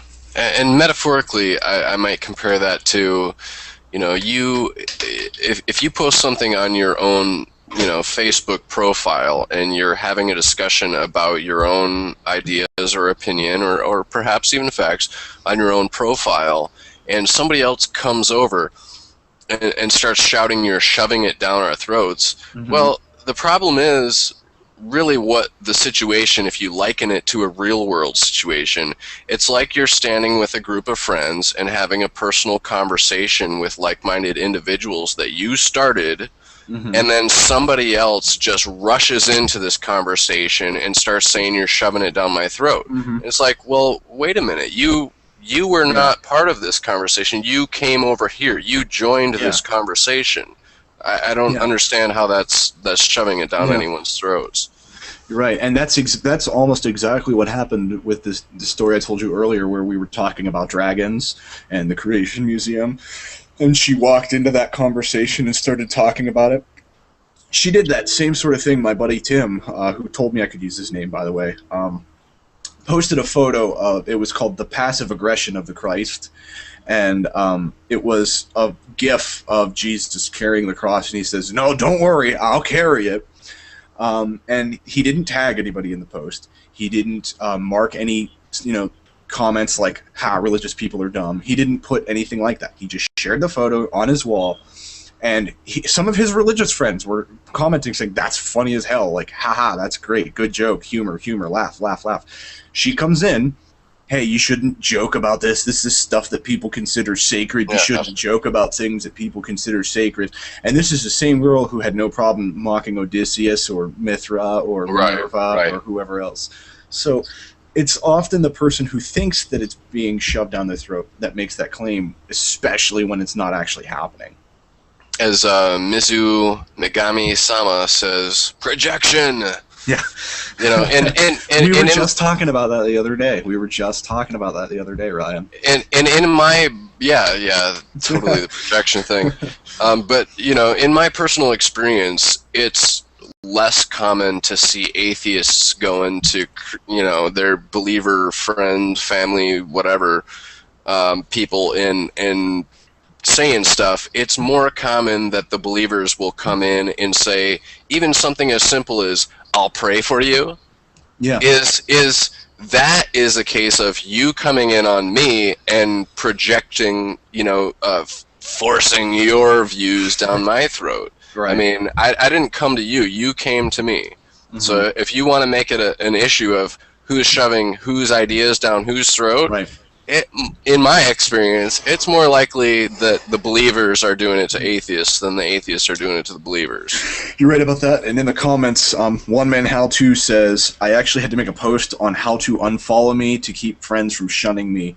And, I've had to do the same thing. And as a matter of fact, anybody who's friends with me on Facebook will confirm this, that whenever people get mad at me for posting opinions, it doesn't even have to be a religious opinion, it could be anything, and people get mad at me, I told them all the time, I'm like, look, I'm not going to stop talking about what I like to talk about. You're not going to make me stop talking unless you can change my mind, which, sure. you could do, but I'm not going to stop talking about what I like to talk about. So there's two options that you have here.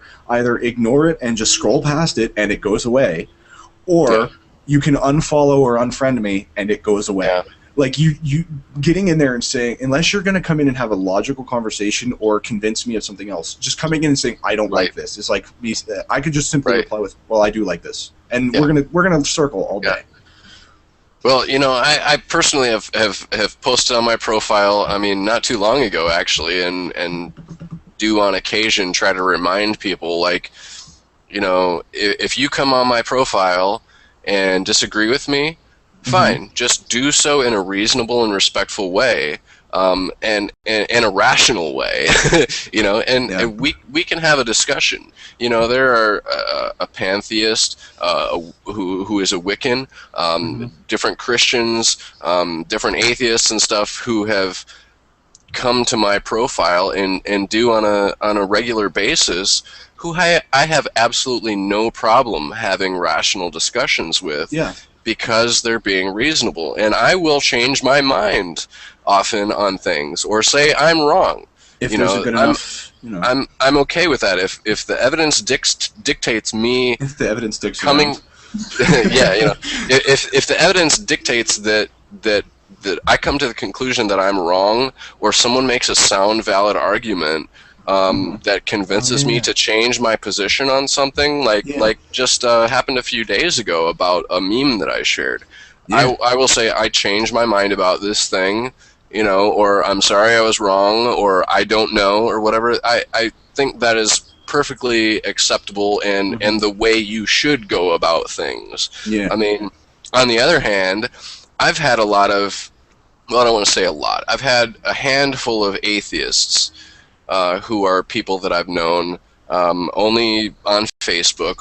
You know, pretty much everybody I know who is an atheist, I only know on Facebook, unfortunately. But I've had a handful of atheists who have been irrational dicks with me on my profile. And guess what? I've probably...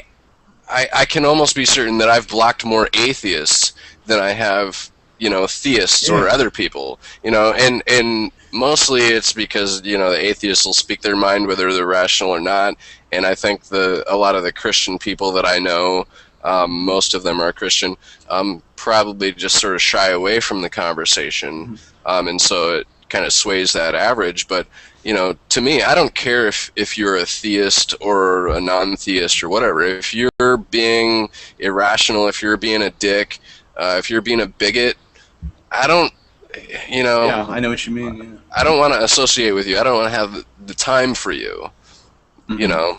Oh, yeah, I know exactly what you mean, because that's what I was sort of talking about earlier with, like, knowing people who would preach on the street. Like, I don't want to associate with that.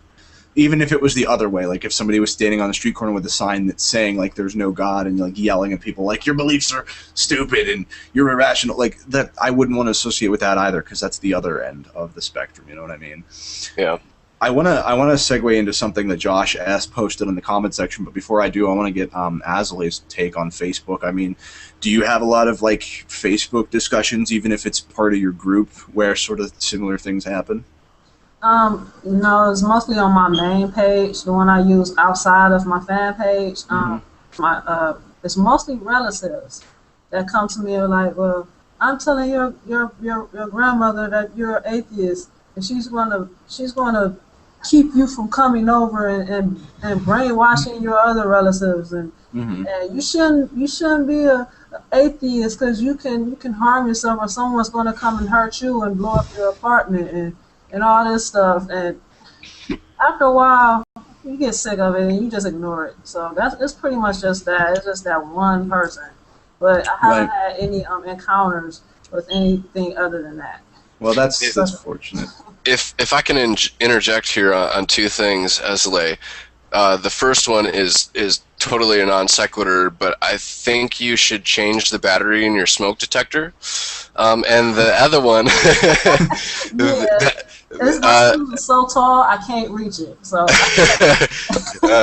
the other one is, you know, you talked about brainwashing, and it's like, no, really, it's quite the opposite of that, because, you know, we are not trying to feed people a dogma. If anything, we're talking, having discussions, or bringing up ideas that get people to question their beliefs, but we're not trying to say this is a dogmatic belief that you must agree with me on. And that is what the religious people do. So if there's brainwashing going in either direction, it's theist toward atheist and not the other way around. Yeah. Now, what I want to segue into is a really cool topic. It was suggested by Josh S., who has been a very active member, and I think it's my friend Josh, if I'm not mistaken. So, it says, and this is, you guys will remember this. I know you'll remember this. It says, why does a fast food place have a religious view? Chick-fil-A, that was one that bugged me. A company's purpose is to make money and not have a religious view. And then Reese's Pieces responded with Citizens United saying corporations are people. I think he was being satire because Reese's Pieces has been in this discussion as well. And that is, I think, a very interesting topic to talk about because, I mean, as much as I'd like to say that anybody with a voice has a voice, I mean, is it really okay for... And it's not just like the fact that Chick-fil-A had a thing where they were like, we don't support homosexuality. It was because when you did some research into Chick-fil-A, they were donating money to groups that were doing, backdoor things like the Uganda bills, and it was so much more than just the fact that they said it. It was not a freedom of speech issue, despite what people were arguing in favor of them. It was way more than that. And the reason I think this is an interesting topic is it's literally, we become a society where our corporations are money makers, are ivory towers of sorts. They have more of a voice than the people that created those corporations. And I think, in a sense, that's sort of ironic, if you will, because we're the ones who are supposed to be the represented. We're like the individual is supposed to be the key here. And yet the most important voice seems to come from the supposed collective, if you will. I mean, does anybody else find that interesting? Leslie? Yeah. I do. I think, a company can't come out and make too many strong statements. They're gonna turn away business. That's true.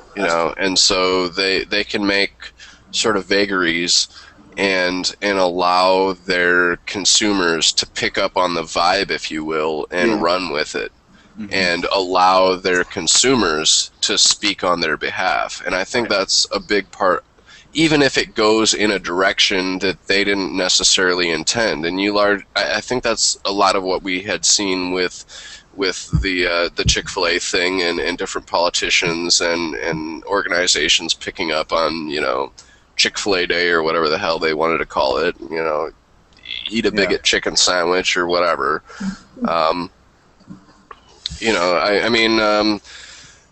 It's sort of like one official voice, versus, potentially millions, who in that company disagreed with that mission statement. You can have Apple come out and make one official statement, and then how many millions of other people spouting their own opinions on what they agree or disagree or whatever on it. I mean, and it's not like with the Chick-fil-A thing that we only saw the furor that came up in support of Chick-fil-A. I mean, we saw lots of other dissenting voices on what was going on too. So I mean, one of the best things about that for me was when the people who went to the support Chick-fil-A Day, were taking photos of themselves, and they were posting it all over Facebook, and they were posting it on the internet and whatnot. And it was funny to me because the premise of that was that if you go to this support Chick-fil-A Day, you were either there because, number one, you thought it was a freedom of speech issue, or number two, you also did not support the gay agenda, and I hate even using that phrase, but you did not support the homosexual way of life and whatnot. And what was funny, the most funny thing about it was that they were using a lot of smartphones, iPhones that were created by, an atheist, and then they were uploading it to Facebook, which is an atheist community. They were using the internet to do it, which was created by a gay man, and they were using computers to do it all, which was atheists and homosexuals and everybody working together. Correct. So by trying to isolate one point by saying Chick-fil-A says no gays, they were simultaneously saying all these other things are totally made by gay people, and I'm going to use them. Yeah, it's kind of like I saw a meme going around, a photograph of a woman. She was holding a protest sign that was, gosh, I'm forgetting the frickin' guy's name, who, hold on, maybe it'll come. It was Darwinian evolution.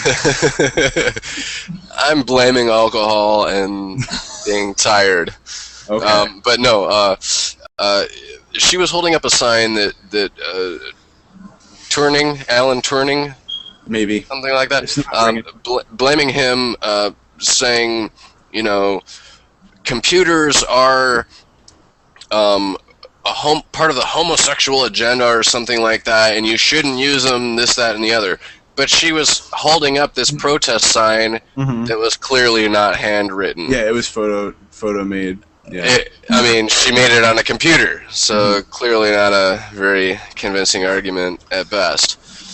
Well, we've hit a lot of different topics within the second hour, and we're running out of time here. We're actually a little over, but I'm willing to push forward a little bit since we started late as a result of our technical difficulties. So we'll probably try to wrap this up at 1:35. But since we've got a couple minutes left, does anybody have like a final thought or any final things that they want to go off on? I'll give each of you some time here because I think that's appropriate. Personally, my final thought, if I was going to say anything, would be if you watch this video, if you know somebody who could benefit from this video, you know, watch this video again and listen to everything we said and try to take it in, and then, you know, get the messages that we're putting out here into other people's ears. Send the video around if you want, whatever you got to do. But the idea is take the ideas that we're presenting with this video about being an atheist in America and try to get it into the heads of as many people, atheists, believers, anyone. So that way, in societal, I'll let you interject for a second, just so that when society looks at atheism, they will smile rather than frown, is the ultimate goal. And I would just say about that, don't just spread the ideas. Think critically about them. Compare them to the evidence. Do your best to prove us wrong. And if we're wrong, you know, personally, I have no problem admitting that and making corrections when necessary. But, you know, do the critical examination of these ideas and try to find where they are or are not based on evidence and proceed forth in a non-biased way. Mm-hmm.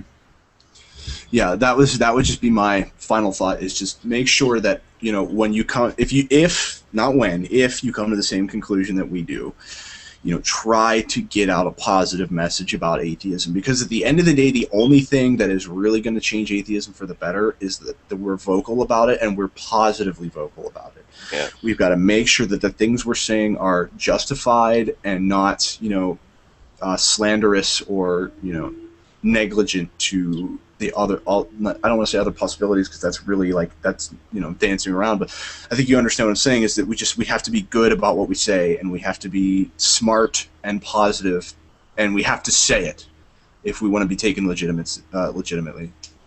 And be intellectually honest about doing so. And I would echo that, Jeremiah, myself, and then I'll pass it on to Ashley, is that, you know, do be more vocal, please.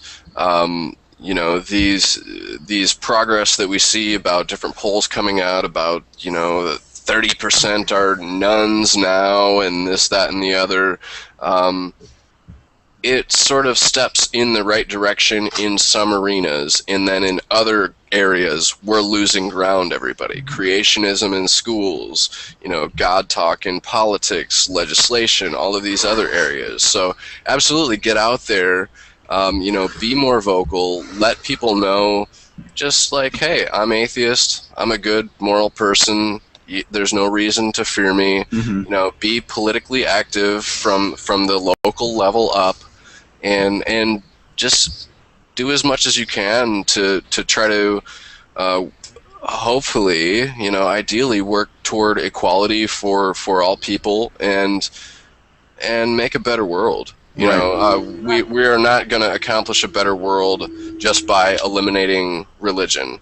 You know, we can have a world without religion. We can accomplish that but that alone is not going to give us a better world. We have to overcome ignorance and bigotry on many other levels. Work on education, work on equality, work on economic opportunities. All of these different areas are things that we absolutely have to consider to make a better world. Yeah. Before we jump to Asley, there's a comment from the Nightingale, and it says, "Is this show always going to be American focused?" And I want to say no, it's not. I was speaking particularly about this episode when I say about America. This particular episode of this show is what I want to talk about when I say share the ideas with America that atheists are good. So there will be other shows that are focused on, not necessarily just America, for those who are wondering. And now I'll turn it over to Asley for her final thought. My final thought is to, if it's going to get posted to other Facebook feeds, I like to clear up that us atheists, we do not believe in Satan. I'm just so tired of hearing that. And we don't believe in a God. We don't believe in Satan either. They're together. So any negative deity of any religion, for that matter. Yeah, that's it. I mean, that's just been bumming me out for the last week or so. Yeah. We don't worship something we don't believe in, and that goes for both north and south. Right. All right. Well, anybody got anything else to close us out with here? Very nice to meet you, Asley. Yes. I appreciate you seeing you on the show tonight, and thank you, Jeremiah, for asking me on. Yep, this is also the first time I've met you, Asley, so I'll say the same. Nice to meet you as well. We look forward to having you back. Hopefully, we can engage in another topic where we can get you more involved. Maybe if I don't know what the topic would be, but hopefully we can find one where you can get yourself a little more active, because unfortunately I think Ryan and I sort of bit the head off the live bat here, if you will, and left you with the tail. So I guess to close off, I'll say for all of the audience still watching, make sure you check out United Atheists of America, Religion is Justified, Hammer the Gods, and Black Atheists. I just botched that, I'm sorry. Make sure you check out all of the pages here, and we've got a whole bunch of other ones too. Next week's show is not necessarily booked yet, but it'll likely be Saturday, so if either of you two are available on Saturday at roughly the same time, that would be wonderful. This will be a continuing series. There will be more than one episode. I'm looking to try to make this weekly, so for those of you guys who would like to participate, you're welcome to or not welcome to. The choice is yours. And if you are a fan out there who is not necessarily an admin of a Facebook page, feel free to try to get in contact, and if you can make a good enough case, we'll totally have you on the show. We would also like to find a sensible, reasonable, discussion-worthy believer to have on the show to sort of have a juxtaposed episode, maybe a full 2-hour debate, if you will. Because I'd really like to do that. We wanted to do that with the Infidel show, but unfortunately circumstances allowed that to not happen. So basically, also, Ryan, Asley, are you guys cool to opening this up for a post-show hangout with the fans? Sure. I'll need to take a break for a few minutes. Yeah, but, that's no problem. Yeah. Okay, well, in that regards, I will post the Google Hangout link on the YouTube comments below. So as soon as this goes off air, check the comment section below and make sure that you have a webcam and a mic on so that we can actually hear you and talk to you. Anyone's welcome to join that. And basically, we're just hanging out. We're just going to talk about whatever. It doesn't even have to be atheism. We're just going to talk about stuff and have a good time. So anybody got anything else that I forgot? No, not that I know of. Okay, well, in that regards, I'd like to thank everyone who commented on the show. I'm going to give a couple shout-outs to the guys who were very active. We had the Nightingale, who made a lot of good posts. Josh S. made a lot of really good posts. Someone random, unfortunately, I didn't get to talk about anything that he was posting, but I noticed that he was posting all throughout this discussion, so someone random, there's a shout-out for you. Reese's Pieces, another good participator, and of course my friend Tim, who told me to use his name, One Man How To, and if I missed you guys, you're obviously important as well. So we hope to have the audience back for the next show, which I'm hoping will be Saturday, but keep your eyes open. If you want more information, check out the Facebook pages, and we'll definitely link it there. And I hope everybody has a wonderful week, and we'll see you as soon as possible. Thanks for checking out the first live episode of The Mind of an Atheist.